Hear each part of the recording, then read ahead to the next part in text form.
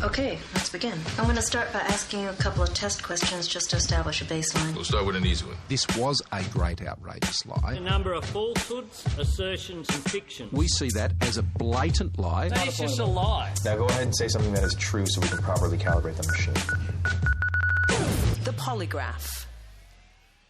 Yes, time for Polliegraph, and today on the show we have Madeleine King, the Shadow Trade Minister, who's in a studio at Parliament House. Good afternoon to you. Hi, Paul. How are you? Very good, thanks. And James Paterson, Liberal Senator from the state of Victoria. James, g'day. Great to be with you. You two don't have to be hooked up to it. This is my first time. You don't have to be hooked up to any wires or anything. It's a great relief. Let's proceed, shall we? And let's talk about the freedom of the press. Today we saw an extraordinary press club gathering with David Anderson from the ABC, Nine Chief Executive Hugh Marks and Michael Miller from News Corp, all basically saying the same thing, that freedom of press is under threat in this country after the raids that we recently saw on Annika Smethurst and also the ABC. Madeleine King, I'll start with you. Did anything they said resonate with you along the lines of we need to relook at all of the different laws to try and better protect the freedom of press? Sure, thanks, Paul. I mean, I did see David Anderson's comments that no one deserves to be punished for raising matters of public interest, and I think that's really important to think about when we think about freedom of the press. And I mean like matters of public interest that go beyond, mere gossip and titillation, but, genuinely thoughtful pieces that have required a lot of investigative work by journalists. I mean, in a free society, it's that hard investigative work of journalists that the public really benefit from, even if they might not initially think they do when things are revealed to the public that should be revealed. We can be grateful for that. And, the raids we saw earlier this month on journalists, they're not normal. That's not something I'd ever seen before. I don't know about yourself. They don't feel like business of usual. And I think it is important that we as a parliament support the freedom of press as one of the parts of our great democracy. James Paterson, your reaction to what you heard today, really a coming together of rivals, often, as they are in the business of media, coming together with one voice. Yeah, I'm sympathetic to the issues that were being raised today at the Press Club for similar reasons that Madeleine outlined. I mean, press freedom is a cornerstone freedom of a liberal democracy like Australia, and we absolutely must safeguard it. The governments also have to balance other competing considerations, though, and national security is an important one. But I thought what was interesting was that there were wide-ranging addresses that also went into topics like defamation, and some recent court decisions in the defamation space I think have been particularly troubling for not just journalists but all Australians in the way in which that restricts our right to speak freely, and that's something I think we should look at. Do you think the defamation laws are too strong? Potentially. I think some of the court cases and certainly the decisions being handed down, the magnitude of the damages being awarded, but in the modern era where media organisations are much smaller and leaner and poorer organisations, frankly, than they once were, those extraordinary damages claims that have been awarded to high-profile public figures do much greater damage to a media organisation than they once would and can have a chilling effect on journalism. But also the decision this week that news companies might be liable for Facebook comments I thought was an interesting one, and I think Parliament should look at that. Yeah.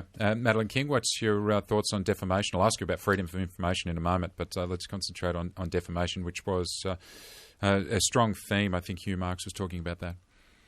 Sure, and Senator Paterson raised the high defamation costs awards that have been given out recently, but with that freedom of the press comes a responsibility, as I said, to not necessarily speculate and idle gossip. And, we've seen people's careers ruined quite quickly and irreparably by some publications in newspapers and other media around this country. So I think, the high payout rate is, decided by a judge that goes through a process and assesses the value of loss to someone. And for high-profile people, when you've ruined their reputation, of course, their loss is much greater. It's long been known, though, that the defamation laws in Australia are much fiercer than perhaps in the UK or the United States. Yeah, look, I'm not saying they're perfect. I'm not saying that, but I would say that there's a reason why high-profile people do get those higher payouts, is because they suffer a great deal when their reputations are diminished by idle gossip that has not much basis in fact. Let's hear briefly from Michael Miller, Executive Chairman of News Corp Australia, who was one of those 3 people that stood up today at the Press Club. Prime Minister Morrison has said that if there is evidence that there is a need for improvement to press freedom, then he's open to it. Prime Minister, the evidence is in. And we've also heard from David Anderson, the boss of the ABC, that he doesn't want an inquiry. Labor mentioned there should be an inquiry into freedom of the press.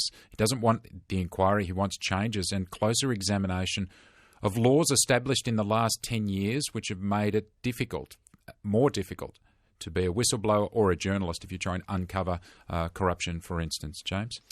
Paul, I'm personally open to the idea of a parliamentary inquiry because I'm a believer in our parliamentary processes. I think they generally work well and they help us illuminate things that we might not otherwise know. What should we go after then? Well, that's why I'm in favour of an inquiry, because I think sometimes you don't know what the issues that are going to be tossed up through the process, and a parliamentary inquiry process is a process of investigation and discovery and identifying the issues and balancing the competing claims and then making recommendations to government. But one of the things the government has announced it's already going to address is the process for whistleblowers to make claims. Christian Porter has recognised, I think after some other recent court decisions, that perhaps that process is not as straightforward, perhaps it's a bit convoluted and bureaucratic, and it could be streamlined to allow whistleblowers to make complaints through the appropriate channels before they resort to going to the media, which is one avenue that they have chosen to use. Madeleine King, what do you make of that? That's a different way of doing it. Whistleblowers go to the press because they're fearful of the reaction from taking their information to other people. Those in power. Certainly. If I could just state my agreement with James on the matter of parliamentary inquiries. So they do form a very useful tool by which things can be investigated and more information can be brought out through their public nature. I think David Anderson's point was, we know enough to revisit these laws which were told balance security, but we know enough to get on and start examining those.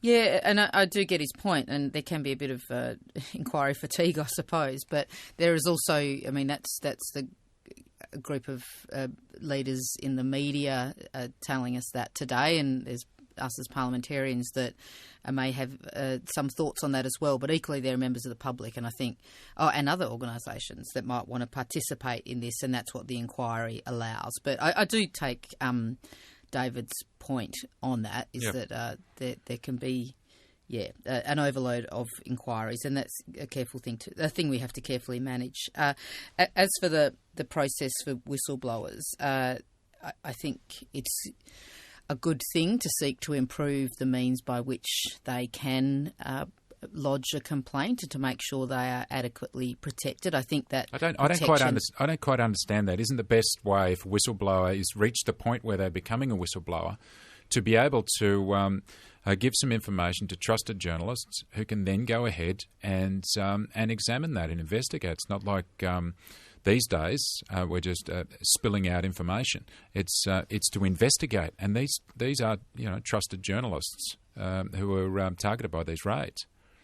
But I still think there is a role for having an ability for whistleblowers to make those claims before they go to the media. I mean, not everyone that sees something nefarious in a particular organisation necessarily wants to go to the media. They might prefer a process that's stronger, but they need to be reassured and have confidence in a more private process. I mean, a lot of people don't really like the attention that getting involved in the media might bring, and I think that's why reporters should be protected to not reveal their sources, and that's why whistleblowers should be protected as well. I entirely agree, Paul. That's absolutely right. They should, and people that do want to go to the media should know they're protected as well. That journalists can have the confidence to protect them, and I do take your point. Yep. I just think. I don't think there's anything wrong with having two means of doing this, and going to the media is not necessarily the first best option in some situations. Now, you're listening, if you're just tuning in, to the Polliegraph segment, and today we have on Madeleine King, Shadow Trade Minister, and James Paterson, Liberal Senator in Victoria. And if you want to talk about freedom of the press, what you have heard from Hugh Marks and Michael Miller and David Anderson today, calling on the government to go back and look at these laws which have been introduced in the last 10 years, which may have gone too far in the balance of information gathering and security in this country. If you've got a view on that, 1300 222 774 0437 774 774. And also, we're talking about tax cuts now and what both sides of Parliament, particularly the Labor Party, might want to do in that. Just another one from me before we get on to tax cards. James Paterson, what did you think of those raids? Were they over the top? I should flag, it seemed to me that it wasn't as an attack on the journalist as much as it was a warning to whistleblowers, because we've seen no criminal charges laid. Well, I'm reluctant to comment on the AFP's activity for something that is now before the courts. Both News Limited and the ABC have said they're going to challenge the validity of those warrants being executed, so I want to be measured about that. I think it's certainly fair to say that it's uncommon and unusual, and that's why it came as a surprise to many people. But I think it is unfair to ascribe motive to the AFP. They are people whose job it is to enforce the law, and if we don't like the way that that's been done, I think our primary problem is with the law itself rather than with the agency, and we should look at the law, and that's why a parliamentary inquiry, I think, is a healthy thing to do. Yeah. Okay, Madeleine King, just briefly on that, now that we've had a bit of time to think about those raids, and we know they're being challenged by media organisations, were they over the top? Oh, look, I'm in the same boat here as James. It's not really appropriate to comment on something they're now going to the High Court on. I mean, I just reflect on my comments I made earlier that it's not normal. We're not used to seeing that kind of vision of journalists' homes being raided. So I might just leave it at that. Okay, David has phoned in from Chadstone and wants to talk about News Corp. David. Yeah, hi. I actually think it's a bit rich for News Corp to talk about needing to weaken defamation or more freedom for the press. The jihads that they regularly wage against whichever victim they decide to take on, thousands and thousands of column inches attacking people. I can't remember the lady's name, the Islamic lady who was basically handed out of the country. Yeah. Really on News Corp's jihad because it was a whim of whoever in the Australian or anywhere else decided to go on the attack. So David is uncomfortable there watching News Corp making that protest today, along with the ABC and Nine. James, so did you have any of that discomfort? No, I think all media organisations should be treated equally before the law, and they're all saying pretty consistently that defamation law is a problem for them in the way they conduct their business. Madeleine King? Do you ever look at that and say, well, turn it up? You can be as aggressive and you do have enough power to carry out your business? I think we all have different views of how different media organisations run their respective shows, and some of them I personally would tend to put more credibility in than others, and I think David, the caller, has a bit of a point, and I can see when people might find this comment frustrating equally. They do have to put their position up, and so they should. And it's good to see the press coming together in this way to pursue an important part of our democracy. Did you see any eye rolling in Canberra today? Me? Yes. Not particularly. I was speaking at different events with the China Business Council, so that wasn't really my work today. Let's speak to Dick in Rochester. Dick, what did you want to say about journalism and this discussion? Just in relation to the discussion, with the privileged position goes responsibility. So there's a bit of self-indulgence about this. When journos get the story wrong and it's plastered on the front page, yet the retraction appears on page 3 in about 1 centimetre by 1 centimetre. Yeah. So if you want the privilege, you've got to take the responsibility. Yeah. Have you got an example, something that's been weighing on you? No, plenty of examples, but it's a standard approach. Yeah. Okay. Thanks, Dick in Rochester. And in a moment, we're going to be talking about tax laws or tax cuts. Let's get to that now, actually. James Paterson, you're watching the Labor Party and wondering what it's going to do here? Yeah, I'm just hoping that maybe Madeleine can help assist here and explain exactly what the Labor Party's position is on the income tax cuts that the government took to the election as the centrepiece of our election policy, and it was her colleagues like Chris Bowen and their new Shadow Treasurer Jim Chalmers who said the election was a referendum on tax, yes, and that if they had won the election they would have had a mandate for their tax policies, but apparently given that we've won the election we don't have a mandate for our tax policies. So they're going to say, I'll clear it up for you, they're going to say yes to stage 1. They want stage 2 brought forward, and they're not saying yes to stage 3. Well, Madeleine King, have I summarised your position correctly? I think you've pretty much summed that up, Paul. What does that mean when actually it's in the chamber and stage 3 remains part of the bill? Are they going to vote for the bill or against it?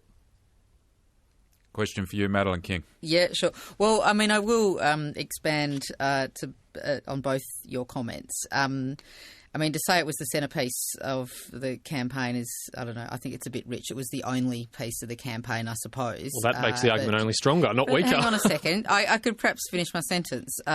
What I don't recall being said anywhere across that campaign and before that campaign is how any of these tax cuts are to be paid for. So if we think about that stage 3, which is the part of the tax package we have asked respectfully for the government to carve out of their bill that we've yet to see.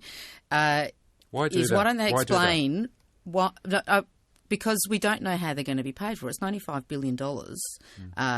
It's a large sum 5 years out. So I think the Australian people have the right to know what services are going to be cut or what jobs will be cut out of the public service or what other so-called efficiencies the government might seek to achieve to find that money to pay for those tax cuts. Now, I don't know if you can put me towards some opinion piece or advert or something you ran during the campaign, James, but I don't recall seeing that explained to the Australian people. It's called a budget, Madeleine. You might remember it. Treasurer Josh Frydenberg handed it down a few months before the election. I'm pretty sure he didn't go through the whole and in the budget, stage actually, 3, James. In the budget, it outlines how we'll pay for all of our policies and all of our commitments. But I have to say, I'm still none the wiser. Are you going to vote for or against stage 3?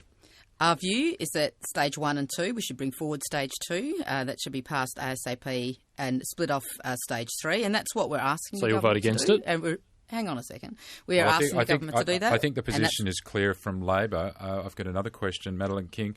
Why would you take this approach if it's likely that the crossbench will pass the tax bill anyway in its entirety?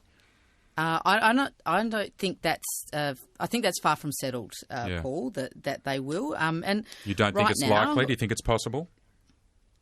Well, anything's possible, I suppose. But I mean, I don't think it's far from guaranteed. But we're in the present. There is a package put forward by the government. We understand that, and currently we're putting our efforts. Negotiating efforts into splitting that bill, and if that's unsuccessful, we're going to consider our options after that. And that's what tends to happen in Parliament all the time. This is not an unusual approach to take, I wouldn't think. James, you think it's going to be harder to get through the crossbenches, through the Senate than we might think? Well, the government won't be compromising on what is a central election policy commitment. We'll be putting it to the Parliament and hoping that it receives support. Has to have those discussions. I don't think that the government should have to horse trade with the crossbench in order to get it through. I don't think we should have to entertain the whim of every crossbencher and their own schemes and plans, given that we're elected with a clear mandate from the election on a pretty clear policy. If the Labor Party wants to oppose it, that's up to them, of course, but I think it will reflect very badly on them and the fact that they have learnt no lessons at all from this election. They took a war on aspiration to the election. It was rejected by the Australian people, and Anthony Albanese is making the same mistakes Bill Shorten did. Your response to that, Madeleine King? Well, I would because we are really, I mean, it's about tax cuts, but it's also about the position that Labor takes now under this new leadership. I would just ask that James and the party might. If they think it's in the budget, maybe they could be more clear to the Australian people about what services will be lost or cut to pay for stage 3 of these tax cuts that are in at least one elections, possibly 2 elections' time. We've got some messages here which, following a similar theme about freedom of the press in this Polliegraph segment, one message said, David, the caller is spot on. You can't let the media operate on trust. They need to be regulated to the hilts. So we're talking about that one voice today at the Press Club wanting to scrutinise laws that make it harder for reporters and whistleblowers to engage in investigative journalism. But what we're seeing on the messages from you is that you're a bit sceptical of giving too much power back to the media. Let's hear from Andrew, who is in Greensborough. Andrew. Yes, good evening. All I've got to say to the politicians of Australia is that Watergate would have never happened in Australia because we're giving too much power to the federal police, taking it away to the people that are willing to dig and bring out the truth to the public. Yeah. Well, Watergate has been flagged. We could look at a lot of other stories that may not have happened if not for the protection of the press and whistleblowers. James and Madeleine King, maybe just your final word on this one. It's certainly true that the United States has a stronger free speech culture than Australia does, and I'm sometimes envious of that, but it is a stronger free speech culture across the board. It's not just for press freedom, it's for individual freedom of speech as well. And while I'm all in favour of that, that would have profound implications for many of our laws, including Section 18C of the Racial Discrimination Act, for example. Would you support a press freedom charter of rights in this country? That's not my personal preference. I'm happy for that to be examined, but I actually think it's better that we deal with the issues in the legislation that affects them rather than a quasi-bill of rights just for one particular freedom. Okay. And Madeleine King, your final word on freedom of the press. Well, I would just reflect on what you said that callers or texters were saying to your show, and that people are sceptical regarding some of the media. And I think that's a valid view in some respects, and that the media has to, in my view, perhaps pay a bit more respect to the general public. And, you know, whilst many parliamentarians and politicians would agree, given how many votes in the last election went out from both major parties to more minor parties, we need to rebuild trust. And I think perhaps the media could be in a similar position. We are public influencers, and it's really important to use that influence responsibly. And as Dick said earlier, you know, that's a very important part of what journalism is being responsible and its reporting to the public. Well, I'm glad we can all agree on taking a closer look at all of those different laws and the structures around a free press. I feel like we've achieved something in my first Polliegraph segment. Well done, Paul. Thank you very much, James Paterson, Liberal Senator for Victoria, and Madeleine King in Canberra, Shadow Trade Minister there.